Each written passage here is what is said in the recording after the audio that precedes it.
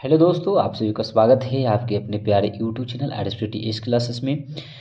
तो दोस्तों, आज हम एनसीईआरटी के क्वेश्चंस लेकर के आए हैं और वह क्वेश्चंस हाइट एंड डिस्टेंस का रहेगा। और ये क्वेश्चंस काफ़ी ज़्यादा यहाँ पे बिहार बोर्ड के लिए काफ़ी ज़्यादा इंपॉर्टेंट रहा दोस्तों।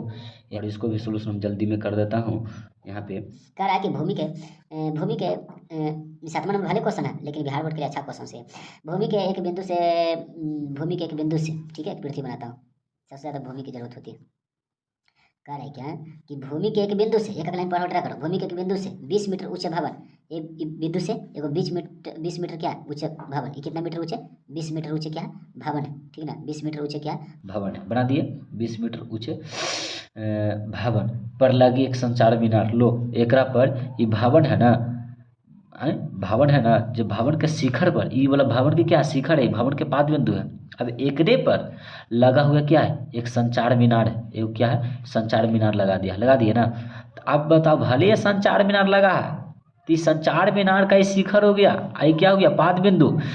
ये भले ये संचार मीनार का पाद बिंदु है, लेकिन ये किसका शिखर हो गया, ये किसका शिखर हो गया, ये हो गया ये भवन का। भले ये शिखर है, लेकिन संचार मीनार इतना है तो संचार मीनार की भले पाद बिंदु हो गया। ये भले पाद बिंदु है, लेकिन भवन के क्या हो गया, शिखर हो गया। तब कह रहा है कि मीनार के तल, तल कौन हो गया, ई वाला, और शिखर, शिखर हो गया कौन, ई वाला, के उन्नयन कोण 45 डिग्री है। अब बता, ई वाला, ये भले संचार मीनार का तल है, लेकिन भवन का क्या शिखर है। तो ई वाला तल 45 डिग्री, ठीक है। और यहाँ पे संचार मीनार के इस शिखर कितना कितना है, 60 डिग्री है। तब कह रहा है कि जो मीनारवा था ना बाबू, भवनवा पर लगल, एक ऊंचाई कितना होगा, ये बोला था। तो क्या करेंगे, यहाँ पे ए बी सी ले लेंगे, ठीक है। अब मान लो कि यहाँ पे पी सी रहा होगा, पी सी यही है जो भवन की ऊंचाई रहा होगा, और ए पी रहा होगा जो संचार मीनार रहा होगा। तो लिख दो ना, सोल्यूशन करके लिख दो कि माना कि माना कि भवन भवन की ऊंचाई कौन है, पीसी है, पीसी है। लेकिन संचार मीनार की ऊंचाई क्या है, लेकिन संचार मीनार मीनार की ऊंचाई एपी है, एपी है, ठीक है। अब यहाँ पे काम करता हूँ स्टार्ट। तो एक बात समझो दोस्तों कि हमको निकालना है ई। तो ई ऐसा है जो दोनों में है, उभयनिष्ठ है। तो इसी को लेकर चलता हूँ, एक ये दिया है, ये लेके चलता हूँ, ये लेके चलता हूँ, ये और ये, ठीक है। क्योंकि इसको लेके चलूँगा तो इस सब में नहीं है, इस वाले ट्रायंगल्स में ये है, लेकिन बड़े वाले ट्रायंगल्स में ये नहीं है। इसीलिए ये वाला भुजा उभयनिष्ठ है, जो कि सब में है। इस छोटे वाले ट्रायंगल्स में भी है और बड़े वाले ट्रायंगल्स में भी है। इसीलिए हम इसको लेना, उभयनिष्ठ को भी लेकर के चलना रहता है। एक कंडीशन याद कर लो, उभयनिष्ठ भुजा को भी साथ में लेकर चलोगे तो ही यहाँ पे हाइट एंड डिस्टेंस का क्वेश्चन बन सकता है। एक कंडीशन वो जो दिया है, अज्ञात करना है जो उस सहायता से, और दूसरा कंडीशन है कि उभयनिष्ठ भुजा जो रहता है उसको भी लेकर चला जाता है। तो सबसे पहले हम छोटे वाले ट्रायंगल्स में चलते हैं।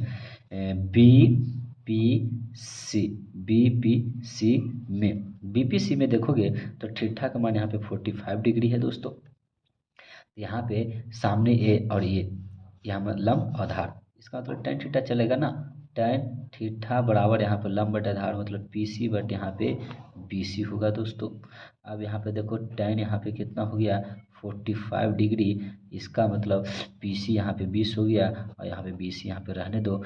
tan 45 का मान 1 हो गया, यहाँ पे 20 बट यहाँ पे बीसी, क्रॉस मल्टीप्लिकेशन कर दो मन से बटन मान लेके। तो बीसी के मान यहाँ पे 20 मीटर हो गया, बीसी के मान यहाँ पे 20 मीटर हो गया। जबकि इसी तरह से हम रखेंगे, ठीक है ना। अब यहाँ पे कह रहा है ये बड़े वाले ट्रायंगल से चलो। क्यों बड़े वाले ट्रायंगल से मैं इसलिए चल रहा हूँ क्योंकि ये मान निकालना है किसको, एपी का। तो एपी है क्या में, बड़के भुजा में है, इसी में है, तो इसी वाले ट्रायंगल्स के सहायता से हम चलेंगे। इस वाले ट्रायंगल्स तो अच्छा, ये वाला ए बी पी में तो चलेंगे नहीं, क्योंकि समकोण त्रिभुज का निर्माण कर नहीं रहा। नियम कहता है कि समकोण त्रिभुज में ही ट्रिग्नोमेट्री फॉलो करता है। तो इसमें ना चल के हम सबसे बड़ा वाला ट्रायंगल्स में चलता हूँ डायरेक्ट, क्योंकि जब इसका मान निकालें तो इसका तो निकल नहीं जाएगा, है ना, ऑटोमेटिक। तो इसका ए बी सी में, ट्रायंगल ए बी सी में थीटा का मान यहाँ पे कितना हो गया, बड़े वाले ट्रायंगल्स ABC के लिए बड़ा वाला ठिट्ठा 60 डिग्री, तो यहाँ पे लिखूँगा। अच्छा, इसमें भी लंब और या आधार, क्योंकि घनिष्ठ हो जाइए और ये लंब ये, तो tan यहाँ पे थीटा ही लगेगा। tan थीटा का मान यहाँ पे लंब बटे कितना हो गया, आधार हो गया। लंब यहाँ पे क्या हो गया, AP, आधार कितना हो गया, BC। AP बटे यहाँ पे क्या हो गया, सॉरी बड़ा लगेगा ना, AC लगेगा, क्योंकि AP थोड़ा ना, ये लंब पूरा बड़का होगा ना, तो AC बटे यहाँ पे क्या, BC। अब यहाँ पे देखो कि tan यहाँ पे कितना डिग्री है, 60 डिग्री। अच्छा दोस्तों, AC, ये जो AC बना है ना, AC रियलिटी में AP और PB से बना है। AP और PC से बना है। नहीं कह सकते हैं जी कि AC जो बना होगा, ये बड़का डंडा AP और PC को जुट करके बना होगा। तो AC की जगह हम AP और PC हम लिख दिए, और यहाँ पे PC रहने दो। अब यहाँ पे इसका मान होता है √3, tan 60 का मान होता है √3। AP का मान निकालना है, AP का मान निकालना है, लेकिन AP का मान निकालना है, लेकिन PC का मान यहाँ पे कितना है, 20 है। PC कितना है, 20। BC रहने दो।